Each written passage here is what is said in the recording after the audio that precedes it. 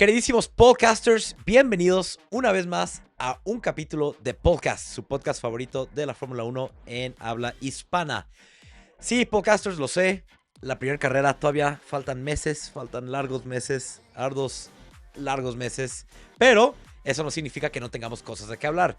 Sí, ya están empezando a salir los nuevos coches, las nuevas liveries, los nuevos esquemas de pintura, pero para hablar de eso y un tema un poco sorpresa, no me encuentro solo, me encuentro acompañado de Ricky. Te paso el micrófono, Ricky, ¿cómo estás? Queridos amigos podcasters, sean bienvenidos nuevamente con todo el gusto del mundo a este espacio que tanto nos gusta, que tanto nos encanta.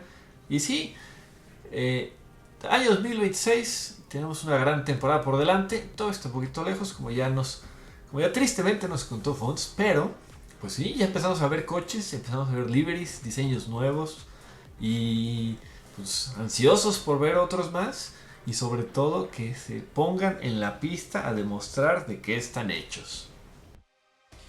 Ricky, hasta ahorita han salido Red Bull y Racing Bulls, Haas, Audi, y al momento que sale este capítulo, yo estoy casi seguro, si no es que está a punto de salir, el coche de Mercedes. Todavía faltan el coche de Ferrari y Alpine, que salen el día de mañana, 23 de enero. Falta el coche Williams el 3 de febrero, Cadillac el 8 de febrero, McLaren y Aston Martin el día 9. Por eso el día de hoy no me gustaría hablar de los coches que ya han salido, porque mañana y hoy vamos a tener nuevos. Así que me gustaría hablar de eso la próxima semana, Ricky. Pero en unas cortas oraciones, cuéntanos, Ricky, ¿qué te han parecido hasta ahorita lo que ya se ha revelado? ¿Qué te parece? Hay bellos diseños. Obviamente todavía no tenemos los alerones y todos estos cambios 2026 al full, pero se ve interesante ya tener los coches muy formaditos, muy pintados, presentados y obviamente un equipo nuevo, una cara nueva que es muy interesante de ver en la parrilla. Sí, y justo hace 2 días salió Audi y la verdad, creo que bien. O sea, bien, Audi ya habían medio sacado algo a finales del año pasado y lo que sacaron hace 2 días estuvo muy similar. No estuvo atiborrado de patrocinadores, como tú me dijiste, Ricky, lo cual estuvo súper bien. Simple, sencillo, clásico. Pero bueno, más de esto la próxima semana. Ricky, me gustaría hablar de algo que pasó justo después de que Max Verstappen perdiera el campeonato de corredores de 2025. ¿Y qué es eso? Es Helmut Marko. Decidió dejar su carrera profesional, su vida profesional a los tiernos 82 años de edad como, como advisor del equipo de Red Bull. Ricky, ¿qué tan grande fue el impacto que tuvo Helmut Marko no solo en el equipo de Red Bull, pero en Fórmula 1 como un deporte? Este muchacho, este joven, este adolescente tan polémico que pues más de una vez se hizo de notar, algunas veces no por las mejores razones, pero sí Helmut Marko, líder de Red Bull, una gran influencia en las decisiones que se tomaron en este equipo durante muchos años y que pues claro hay que aplaudir lo bueno, así como le destacamos lo malo, pero vaya sorpresa que se da en su digamos renuncia, que ahorita hablamos a detalle, pero creo que estamos de acuerdo que no fue una renuncia, sino que lo corrieron. Lo corrieron. Y sí, Ricky, antes de hablar de su final profesional, sigue vivo, hay que hablar un poquito de sus comienzos, brevemente, porque no sé si los podcasters saben que Helmut Marko era un corredor de carreras que corrió en la Fórmula 1, ganó Le Mans, las 24 horas de Le Mans, o sea, tiene un historial. ¿Y de dónde empieza este historial?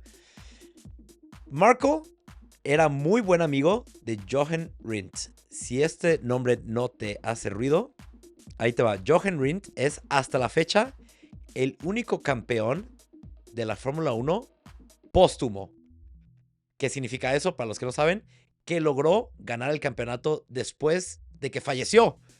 Consiguió tan buenos resultados en el año de 1970 que cuando acabó en 1970 ningún otro corredor había conseguido más puntos que Jochen Rindt, por lo tanto, él fue el campeón mundial de 1970. Tristemente, ya había fallecido para entonces. Entonces, ¿qué pasa? Helmut Marko y Jochen Rindt son los dos de de Austria, amigos. Marko a los 18 años de edad y Rindt a los 19 años de edad. Los dos intentaron hacer un examen universitario para entrar a la universidad. No lo pasan y en vez de regresar a sus casas, se van directito a ver la Fórmula 1 en Austria.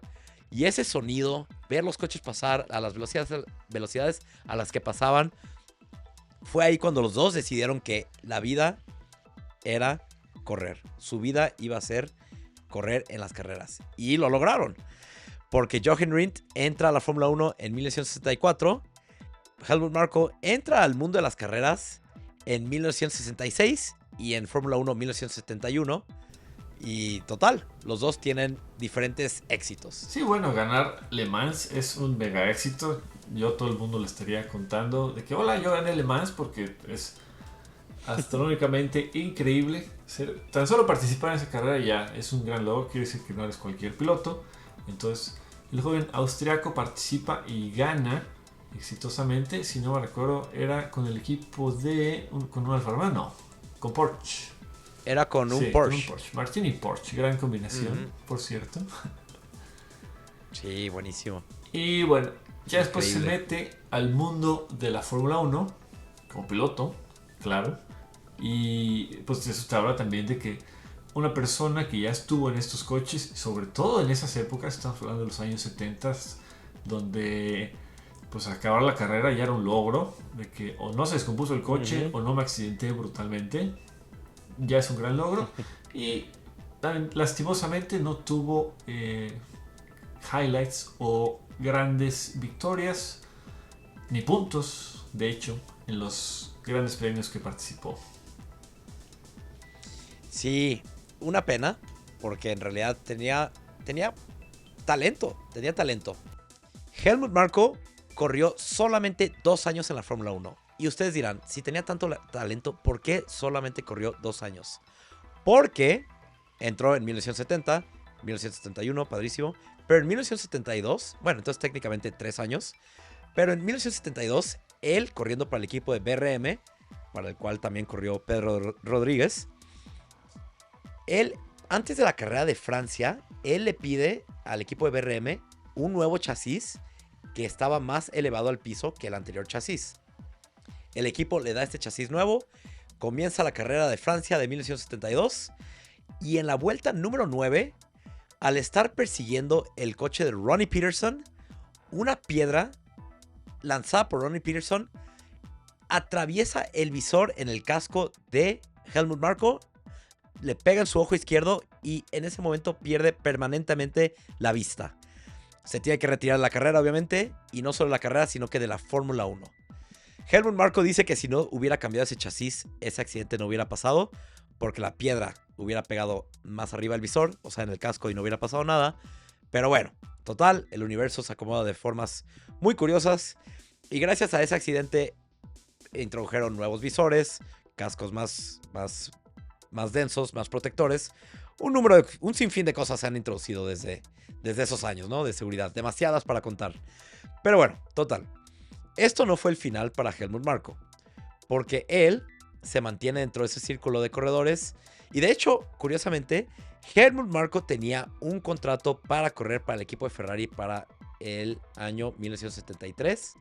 ¿Qué pasa? Este accidente le sucede, se tiene que retirar. ¿Quién lo toma? Niki Lauda toma el lugar que Helmut hubiera tomado. Así que, ¿te imaginas qué hubiera pasado? Entonces, en la Fórmula 1, como cualquier otro deporte, es un gran juego de hubiera. El hubiera. Total, nunca lo sabremos. Helmut Marko se queda dentro del mundo de las carreras. Hace carreras aquí y allá, en Fórmula 3000, en 1984. Corre con Gerhard Berger, que para aquellos que saben mucho de la Fórmula 1, también sabrán que Gerhard Berger, corredor saso, que corrió con Ferrari, consiguió una que otra victoria, pero nunca un campeonato. Que luego Gerhard Berger fue instrumental para la creación del equipo de Red Bull. ¿Y a quién jala en el 2005 cuando crea Red Bull? A Helmut Marko. Y este es desde el año 1999 es cuando Marko se disocia, empieza una relación estrecha con Red Bull. En general, con el dueño de Red Bull se unen los compatriotas y forman este interesante concepto de equipo junior, de desarrollar pilotos, de buscar ser cazatalentos básicamente, pero exclusivamente de pilotos de carreras. Entonces este es, creo que lo más destacable de la carrera y de la vida de Helmut Marko hasta el momento, porque esta forma de manejar, de cazar talentos, de tener la escuela de un equipo, de una escudería, cambia en muchos sentidos cómo se desarrollan muchos equipos hasta la fecha. Sí, claro. Y bueno, ¿qué pasa? Él está cazando talento desde 2001. Se crea Red Bull en 2005. Bueno, se compra Jaguar. Se cambia de nombre a Red Bull. Y luego, ¿qué pasa? También Minardi se vende y entra Toro Rosso. Toro Rosso, también comprado por Red Bull. Toro Rosso siendo italiano para Red Bull. Toro Rosso lo utiliza Red Bull como el equipo junior de Red Bull Senior. ¿Y quién es el encargado de cazar talentos? Sorpresa, sorpresa, Helmut Marko. Ricky, podcasters, ahí les va una lista de corredores que fueron impactados de una forma positiva por las decisiones tomadas por Helmut Marko. Arvid Lindblad, Patrick Friesacher, Jack Doohan, Fitantonio Liuzzi, Christian Klein, Jean-Eric Verne, Brendan Hartley, Jaime Alguersuari, Scott Speed, Sebastián Buemi, Daniel Ricciardo, Carlos Sainz, Pierre Gasly, Alex Albon, Yuki Tsunoda, Liam Lawson, Isaac Hadjar, Daniel Kvyat, Sebastián Vettel y obviamente Max Verstappen. De toda esta escuela, obviamente son nombres grandes, tienen 8 campeonatos del mundo, tienen 137 Grand Prix ganados y pues obviamente la palabra de Helmut Marko decidía quién iba a estar en Red Bull y quién iba a estar en Red Bull Junior, llámese Toro Rosso, Alfa Tauri o RB. Y pues imagínate el poder y la influencia que tienes para tomar estas decisiones. También lo que ya hemos dicho en muchos episodios, el cambiadero de pilotos estaba en manos de ese señor, porque si ya sabes que no me sirve, pero tengo al Junior, mételo, y al otro lo corremos y traemos uno de la escuelita. Todo ese show es Helmut Marko. A veces efectivo, siempre controversial y ya cerca al final de su carrera un poco fracasada esa estrategia. Pero Ricky, acuérdate cómo en 2016, tan solo en la tercera o cuarta carrera del año, cómo bajaron a Kvyat al equipo junior y subieron a Max Verstappen. ¿Y qué pasa? Max Verstappen gana la carrera en su primera carrera con Red Bull. Ese movimiento, o sea, lo vieron como un genio. Pero ¿qué pasa estos últimos años que ha habido un cambiadero? Bueno, ya hablaremos de eso en un futuro, en los próximos 10 minutos hablaremos de eso.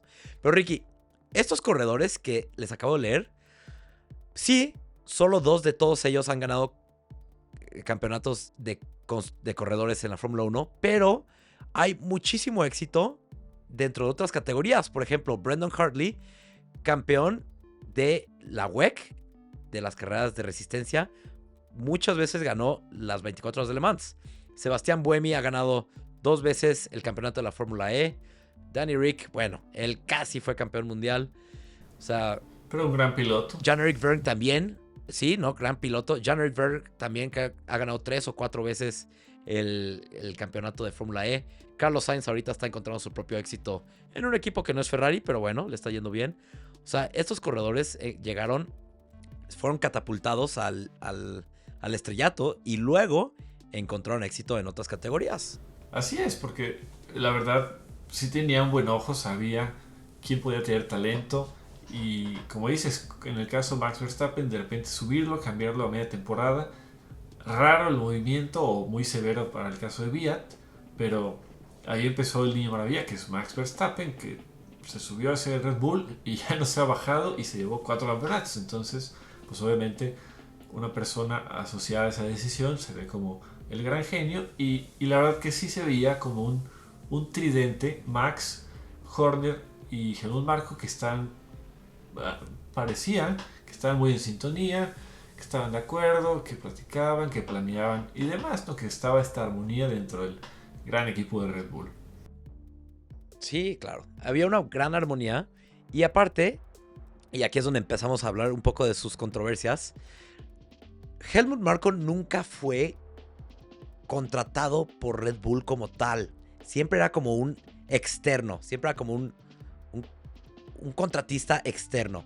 Por lo tanto, Helmut Marko con los años llegó a decir y hacer varias cosas bastante controversiales que Red Bull lo único que podía hacer era disculparse ante los ojos del mundo y de pedirle que no lo hiciera, pero como que no podía haber una mayor repercusión que eso. Por ejemplo, Ricky, ¿te acuerdas cuando... ¿Cuál de todas? ¿Con cuál empezamos? Cuando corrieron en Arabia Saudita y lanzaron un misil a unos cuantos kilómetros de la pista y todos los corredores estaban un poco preocupados y Helmut Marko sale al ojo del... al mundo de las entrevistas diciendo que Checo Pérez no está preocupado porque él está acostumbrado a eso porque es mexicano. Fue como, ¿qué pasó? O sea, sí, pero no. Grave. Sí, pero no. O cuando dijo que Checo Pérez estaba teniendo malas carreras porque seguro estaba borracho, porque los mexicanos tienen otra forma de trabajar, otra mentalidad, no tienen esa mentalidad ganadora. Ese tipo de comentarios obviamente no sentaban nada bien con el público, pero no había mayor repercusión para Helmut, más que, por favor, no lo vuelvas a hacer. Sí, tenía que salir a disculparse de manera pública porque el equipo de publicidad de Red Bull se lo decía, pero todo ese tipo de comentarios sabíamos que venían de él, que sí lo creía así, y pues sí, hubo varios momentos en los que se veía cierto, por no decirlo tan feo, cierta indiferencia a, por ejemplo, latinos. Entonces, pues sí, teniendo a Checo Pérez ahí como piloto, no cuadraba mucho, ¿verdad? Sí, no. Entonces, Helmut, bueno, buenas decisiones que haya tomado, pero ya cerca del final de su carrera profesional, Max Verstappen y Vettel fueron como que sus dos grandes logros. Encontrar a dos megatalentos que lograron muchísimo éxito. Danny Rick también logró éxito, no logró campeonato, pero cerca estuvo. Lo peor que le pudo haber pasado a Danny Rick, así como a muchos otros corredores, fue ser compañero de Max Verstappen. Pero ¿qué ha pasado desde la salida de Danny Rick, de la cual hablamos la semana pasada? Todo el capítulo se lo dedicamos al corredor número 2 de Red Bull. Este efecto dominó, donde se quedaron sin corredores en su lista de jóvenes talentos. Por lo tanto, Helmut Marko tenía que de alguna forma o de otra encontrar jóvenes talentos de donde fuera, por abajo de las piedras, donde fuera. Y varias de estas decisiones, pues, no fueron las mejores. Por ejemplo, pobrecito Nick de Vries. O sea, ¿qué duró? ¿10 carreras? Su carrera de la Fórmula 1 duró 10 grandes premios. Y Helmut Marko fue... Recordamos cómo Nick de Vries entró reemplazando a Alex Albon en el equipo de Williams en 2023, en la carrera de Monza. Logró puntos y todo el mundo quería a Nick de Vries. Helmut Marko logra convencer a Nick de Vries de irse a AlphaTauri en su momento, solo para que haya sido la peor decisión que haya podido tomar. Lo mismo pasó con Brandon Hartley. Daniel Kvyat entró y salió de la familia Red Bull 3 veces. Pierre Gasly ya estaba corriendo en la Fórmula E cuando lo tuvieron que jalar otra vez a la Fórmula 1. Checo Pérez ni siquiera era parte de los talentos jóvenes de Red Bull. Y lo acabaron despidiendo. Gran punto, porque ahí es donde se le criticó mucho que tenía esta escuelita, que ya había hecho grandes pilotos, que siempre estaba cambiando y estaban moviendo piezas entre los equipos, y de pronto cuando no tienen su piloto número 2 deciden irse por alguien que nunca estuvo en su escuela, que para nosotros a todo dar, y la verdad siento que termina siendo una muy buena opción comparada con las otras dos que tenía, pero dicen, ¿para qué tienes todo el proceso de la escuela y tienes a tus pilotos ahí esperando una oportunidad de destacar si ni siquiera los vas a usar? Exacto, tienes tu escuela y si no estás subiendo a los corredores de tu propia escuela es porque no tienes fe en ellos, y si no tienes fe en ellos, ¿por qué los escogiste en primer lugar? ¿Y quién los escogía? Helmut Marko. Era él casi que la voz y el voto cuando se trataba de la escuela de jóvenes talentos. ¿Qué pasa? Jalan a Liam Lawson, suben a Liam Lawson, dura 2 carreras ahí. Yuki Tsunoda nunca tuvieron la fe, pero se vieron forzados a subirlo al equipo. O sea, de esto ya lo hemos hablado a muerte. Y al final del día, el que tomaba esas decisiones, habían muchas personas, pero casi que el último voto, la última voz, era Helmut Marko. Entonces, ¿qué pasa, Ricky? Lo dijiste al principio del capítulo y creo que ahorita ya es buen momento para mencionarlo. Él decide salirse de la Fórmula 1, pero yo creo que fue simplemente una mala decisión tras otra. Llevó a que Red Bull haya dicho que, ¿sabes qué? O sea, ya tú, o sea, tuviste tu momento de gloria, así como Flavio Briatore encontró a Fernando Alonso y lo llevó a 2 campeonatos del mundo, pero ahorita Flavio Briatore, pues, como que no. Igual con Helmut Marko, llegó a tomar excelentes decisiones, encontrar increíbles talentos, pero ahorita como que ya no. Sí, ya no. Y también en 2025, inicio de la temporada, recordemos que Isaac Hayard choca en la vuelta de formación y sacó unas declaraciones medio... O sea, que eran ciertas, pero si tú eres de Red Bull, si tú eres de ese equipo, no lo tienes que decir, sino decir, vamos a rezar más fuertes, le vamos a echar más ganas.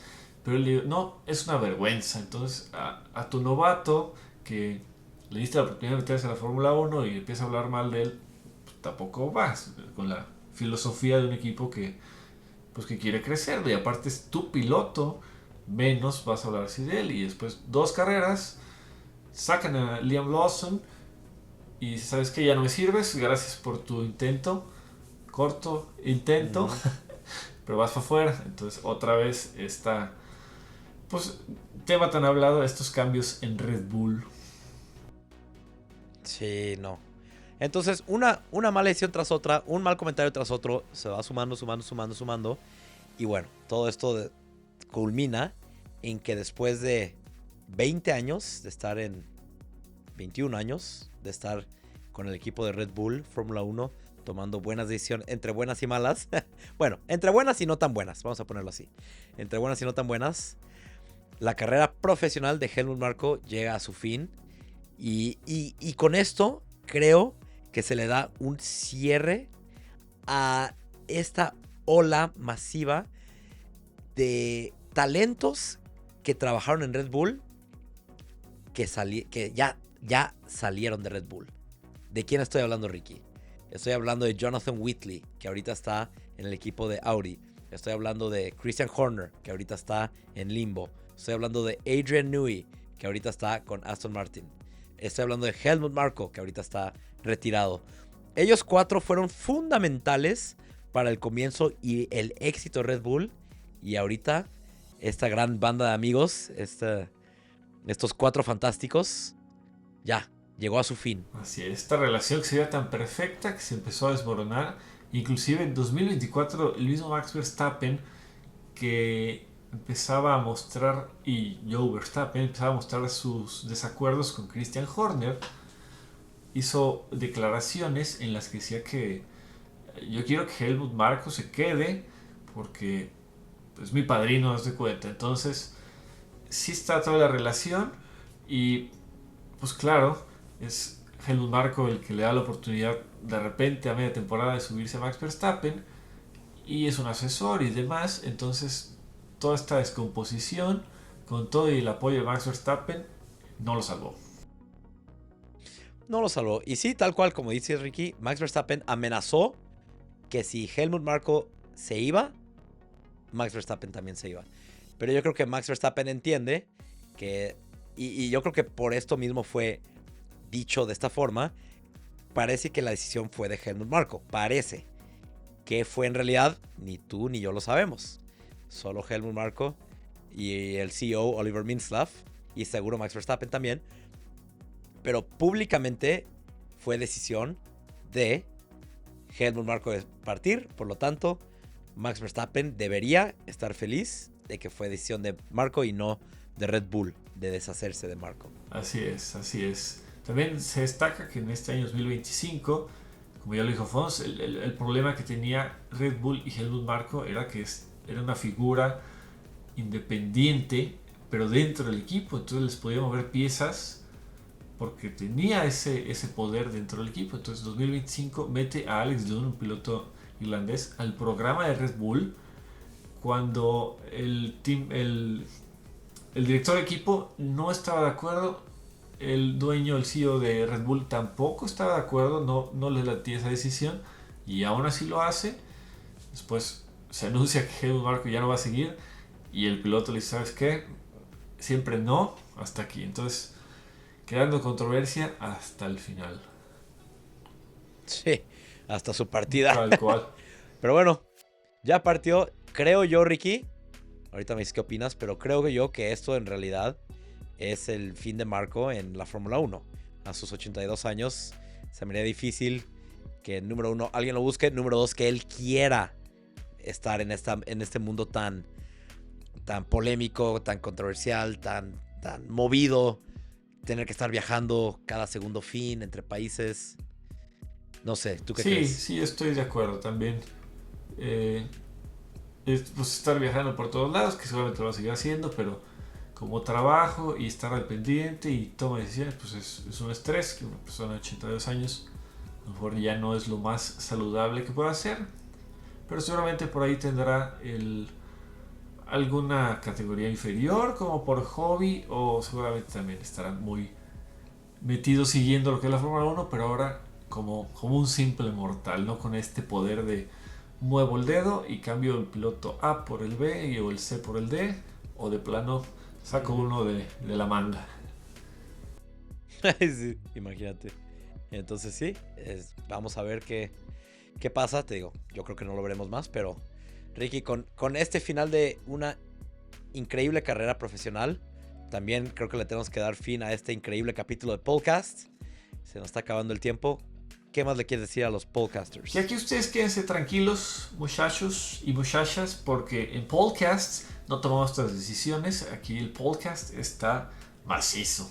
Sus dos integrantes fieles, y tendremos una gran continuidad, acompañados por supuesto de todos ustedes.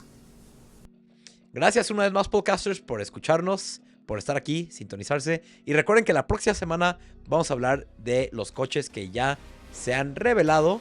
Por lo tanto, esténse atentos. Próximo jueves, aquí en su podcast favorito de habla hispana, el Podcast. Cálidos saludos para todos los podcasters. Hasta la próxima. Hasta la próxima.